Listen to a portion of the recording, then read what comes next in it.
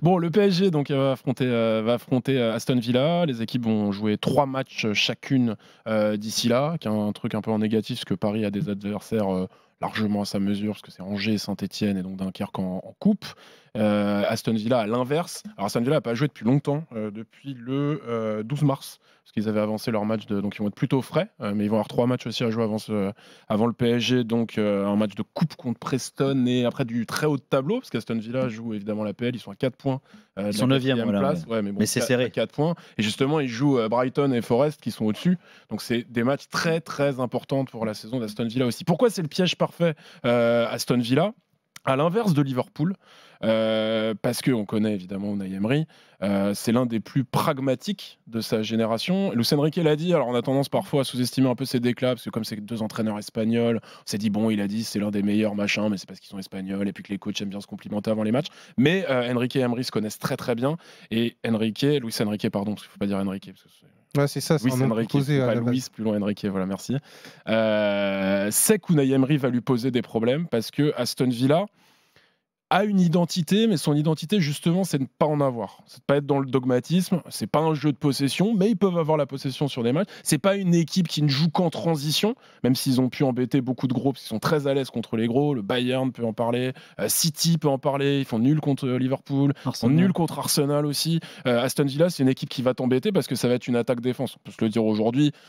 Je pense ne pas me tromper en le disant, que ce soit à l'aller et au retour, le PSG aura le ballon, Aston Villa va leur laisser volontiers, Aston Villa va être très axial comme ils le sont d'habitude, ils vont délaisser volontairement les côtés en laissant Paris centrer, parce qu'ils savent qu'au centre, justement à Paris, il n'y a pas grand monde pour reprendre en une touche dans la surface de réparation. Donc Emery a bossé sur le PSG, Emery connaît le PSG par cœur, et Emery va justement mettre en place tout un dispositif de destruction avec un bloc très très bas qui va forcément embêter Paris, parce que quand Paris s'est coltiné à des blocs bas avec de la rigueur et les individualités qui permettent de le maintenir à flot pendant 2 matchs, bah Paris a eu du mal, mine de rien. La force numéro 1 de Paris, au-delà du milieu de terrain, c'est évidemment la profondeur. Et contre Aston Villa, je peux parier le maigre salaire que j'ai, que Emery va faire en sorte. Oh, on l'a vu ce matin. Ça a été révélé. On a vu l'article sur Félix. Non, mais là, ça va mal finir l'histoire. C'est bon, ça va. Emery va tout faire pour embêter ce PSG. Après, il y a un truc un peu plus impalpable, qui plus pas du domaine de l'analyse, mais du domaine un peu du narratif autour du foot, c'est qu'il y a quand même une concentration. Il y a Digne, même s'il ne sera pas, à mon avis titulaire, justement pour ses qualités par rapport à ce dispositif d'Emery. Il y a Rashford, qui est un rappel je te vois venir. J'ai vu il y le a film. Asensio, qui, c'est pas une renaissance, parce qu'il n'était pas en extrême difficulté à Paris, mais qui est le joueur parfait, au moment parfait pour le dispositif d'Emery au poste de numéro 10, où il fait des merveilles. Et surtout, en gros, Aston Villa va se garder 3 mecs pour attaquer contre Paris. Et là, il y a du matos de chez du matos. Vraiment. Moi, j'adore Watkins. Watkins devant, qui est insatisfait de sa saison, alors qu'il est quand même à 14 buts et qui fait une saison franchement correcte. Il y a le Morgan Rogers, là, qui est un phénomène. Qui est un phénomène cette saison, qui va faire un phénomène. Je me régale cette saison, qui va faire très mal à Paris. Et puis, tu peux faire rentrer Léon Bailey, qui est pas forcément titulaire. Tu peux faire rentrer Asensio aussi. Et dernier truc, pourquoi Aston Villa... Rappelons qu'Aston Villa, sur les 8 équipes qui restent, est quand même par les bookmakers largement classé 7e. Il n'y a que Dortmund qui est derrière, donc c'est outsider total, Paris favori absolu. Donc c'est une position aussi qui n'est pas forcément facile à aborder pour ce Paris Saint-Germain. D'ailleurs que Paris n'avait pas avant le match face à Liverpool. Exactement.